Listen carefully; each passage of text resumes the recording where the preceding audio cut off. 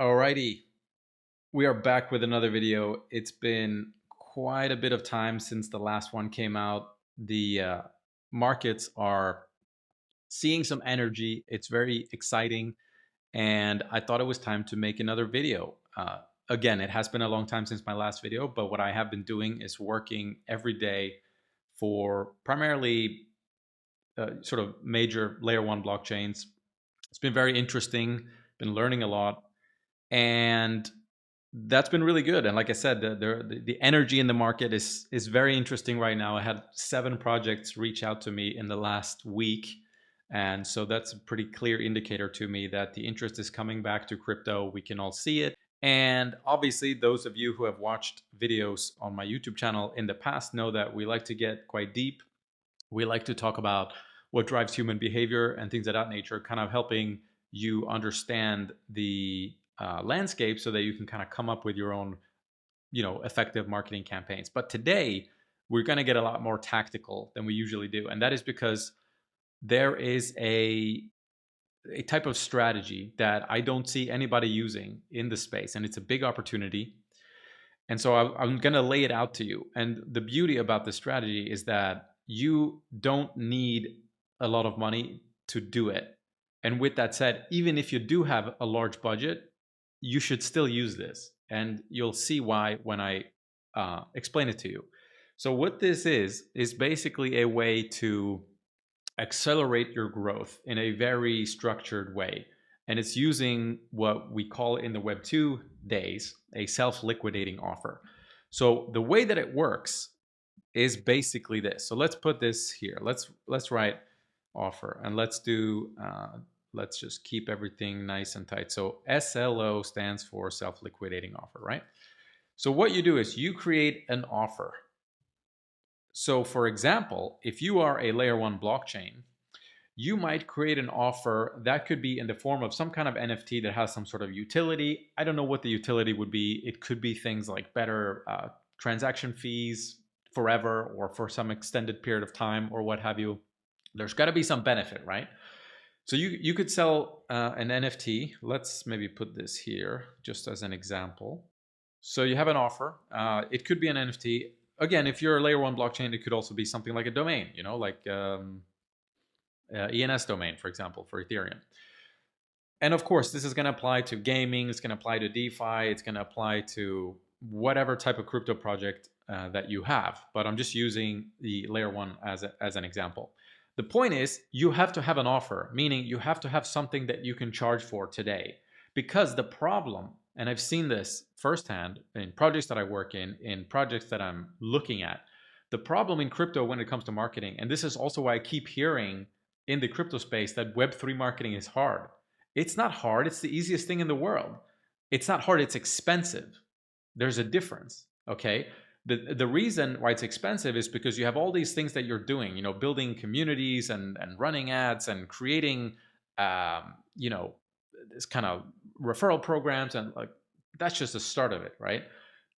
Content production, like there's 48 different things that marketing teams in crypto are spending money on. And the biggest problem at the end of the day, like it can barely track the results, right?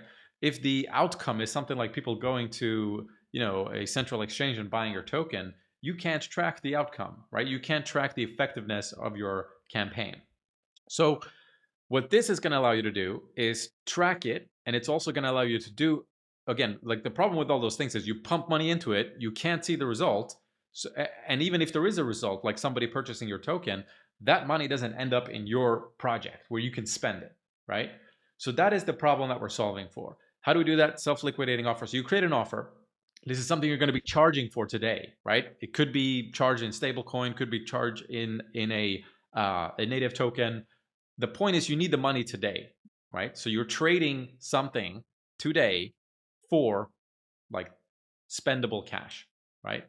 So you have an offer, and what you do with that offer is you run ads to the offer. And I understand that people in crypto are allergic to ads, but they're not allergic to ads inherently. There's a deeper reason. Like if somebody is running a NFT PFP project and running ads to that people are allergic to, because the whole thing about those NFT PFP projects is that they're supposed to be cool and they're supposed to have this thing about them, right? There's like a branding thing. And if you have to like pay to get it in front of people, there's a mismatch there. We automatically go, oh, this isn't cool. If you have to pay to show me this thing, I'm not going to buy into it. So that could be an issue, but people are not inherently against advertising in the crypto space. As long as if you have an offer, they are trading their stable coins or their tokens in exchange for something of value that you give them. You're not going to see that level of resistance from advertising from that. So back to business. So if I spend $100 on ads, I'm going to take my time and write this neatly, as neatly as I can. If I spend $100 on ads and I actually have an offer where I'm selling you something today, I'm going to get, let's just for argument's sake, or like the goal would be to get $100 back, right? So based on all the impressions and all the clicks that I'm getting to, the funnel where I'm selling this thing, let's say in an ideal world, I'm spending 100. I mean, this is not actually the ideal case. The even better case, right, is that you get 120 back. But really, like if you spend $100 and you get $100 back, you are absolutely winning. And I'll show you why, if it isn't obvious. But what happens here is you get to this break-even point, right? So you didn't really gain much, right? It looks like you spent 100, you got 100 back. What's the point of that? Well, every time you do that, because they now bought your offer, you're going to have things like users. You're going to have things like, depending on how the purchase works, which is up to you, by the way, you could have email addresses. Email. You could put, again, depending on how you set this up, you could have Twitter followers. You could have you could have more community, what would you say, participants or community members. That's the word I'm looking for. Whatever. So you're not making profit. That is not why we're doing this. We're doing this to accelerate growth. So let's say we spend 100, you got 100 back, but let's say that you also got, 10 users for your DeFi protocol or what have you. And let's say you got 10 email addresses. And let's say you got 20 people following you on Twitter as a side effect of the exposure that you paid for with the advertising.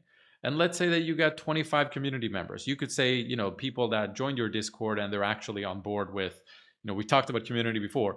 They're actually on board with, the sort of core desire that your community is built on. So you did this, you went through this cycle once, and now you have these things, right? What did it cost you at the end of the day? Bam, bam, bam. It was free. So what do? You do it again, right? So you're going to spend $100 again. You're going to now get another 10 users, another 10 emails, another 20 Twitter followers, and another 25 community members. And a beauty, this is all automated, right? This scaling just happens with computers. So it's not like you have to, well, there is some work involved with like testing different ad creatives and things of that nature. But this is something that in the Web 2 world is very common. This is something that in the Web 3 space, I'm absolutely not seeing. And given everything that's, all the exciting things that are happening in the market, given all the people that are coming to me right now, given that everything on my channel so far has been very strategic or even sort of a layer below that, it's like understanding human behavior and biology and biochemistry so that you can even get to a place of creating a strategy. I thought I would get a little bit tactical. Go out there and do this because it's just going to crush if you do a good job. Given that nobody else is doing it, you probably don't even have to do a good job to crush it with this. So I'm very excited to start implementing this myself for a project. I just haven't gotten the right project to do this with, because here's the thing. You have to go out of your way to do this. And this is one of the things that product builders often don't understand. Like, in order to really